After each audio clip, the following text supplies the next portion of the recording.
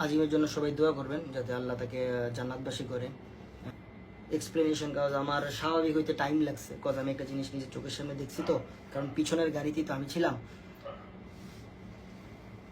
আর বাকি যেই মানে যত কিছু আমরা আজিমের ফ্যামিলির সাথে ইয়ে করছি, কথা বলে আসছি। মানে অনেকে হয়তো ভাবে যে আমার টিম মানে অনেক বড়, এখন এই বড়টা আসলে আমি কমাইতে চাই। এরা মানে ট্যুরে যাওয়ার জন্য মানে সবাই এখানে মানে যারা আছে আমার সাথে কাজ করে, ট্যুরে যাওয়ার জন্য মানে সবাই মানে আমারে ধরে, মানে এভাবে যাইতে হবে, এভাবে যেতে হবে, এভাবে যেতে হবে। তো এইখানে যে একটা অ্যাক্সিডেন্ট যেভাবে হয়ে যায়, এটার দায়ভার যেহেতু আমার উপরে এসে পড়ে, তো এভাবে মুভ করা আমাদের খুব কষ্টকর জিনিসটা।